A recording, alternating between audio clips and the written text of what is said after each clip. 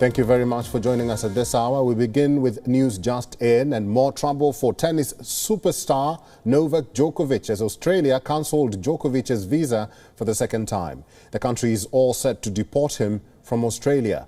The decision comes after Djokovic released a detailed statement accepting errors in his travel entry form. He had also admitted meeting a journalist despite being COVID positive. The Federal Circuit Court had overturned the decision to cancel Djokovic's visa last week. Australia's Immigration Minister Alex Hawke has released a statement saying that he is exercising his power to cancel the visa held by Djokovic on grounds of health and good order. He says the decision is in public interest. The Morrison government says it is firmly committed to protecting Australian borders at a time when the pandemic is raging across the world.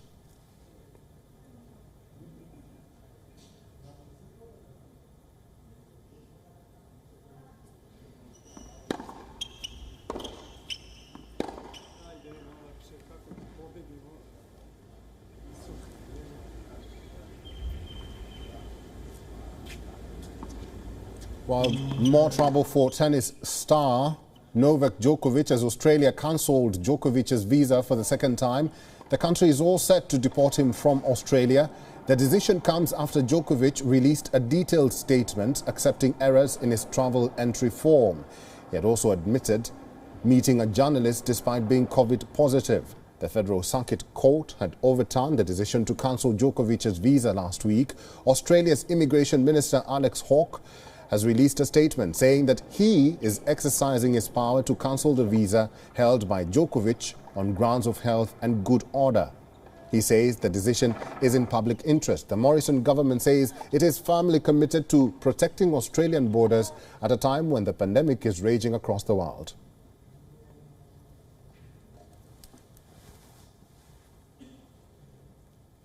We are still on that, and Djokovic has admitted to breaching Serbia's COVID rules and also entering incorrect data on a pre-travel declaration form.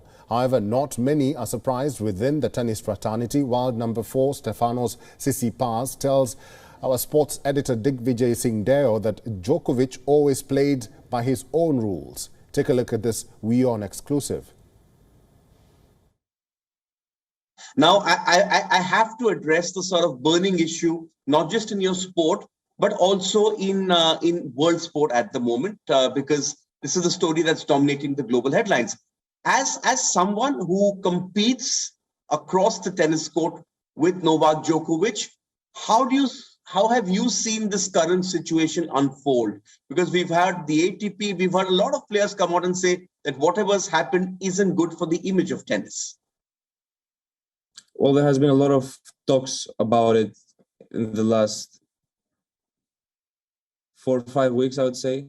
People are constantly talking about it, and it was the #1 topic that was discussed these days.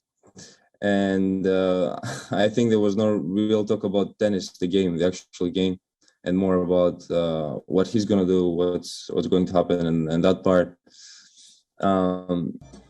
And it just showed where all the interest was. Obviously, when you're one of the best tennis players in the world, there's going to be a lot of interest around you and a lot of demand, and people will always want to know, and even gossip sometimes.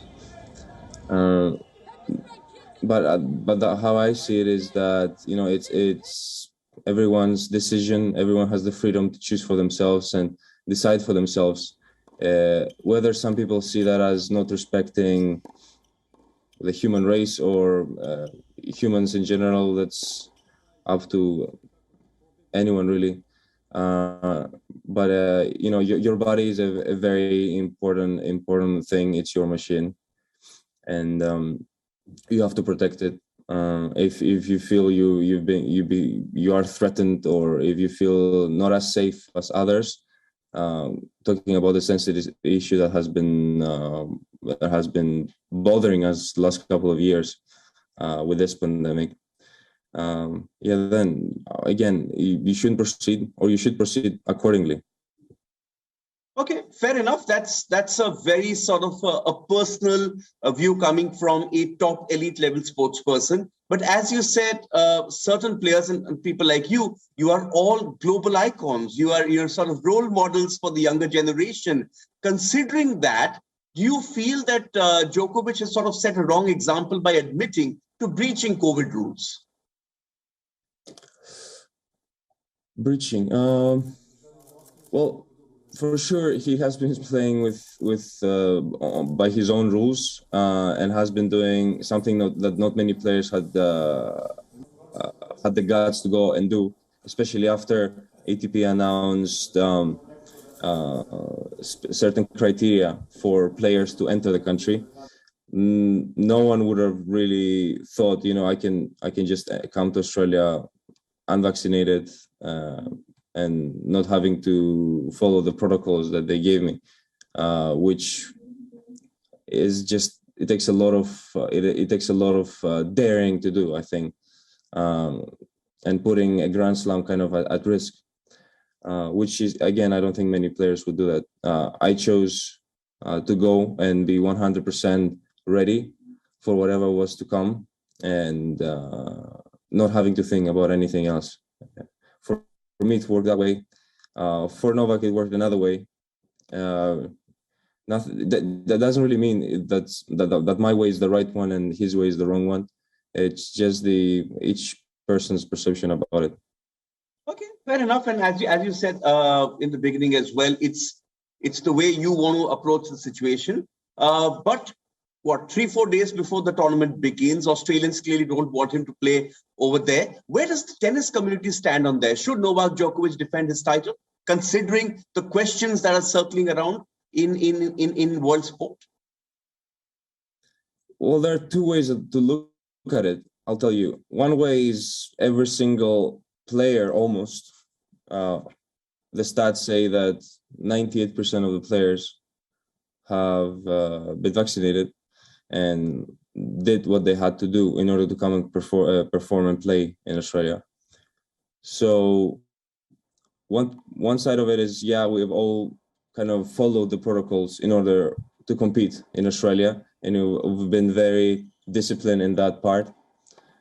And in the other sense, I'd say that, it kind of seems like not everyone is playing kind of by the rules of how Tennis Australia or some governments have been putting things, and each and single one of a very small majority of that percentage chose to follow their own way, which kind of makes the rest the majority makes the majority look like I don't know, like they're all fools or something.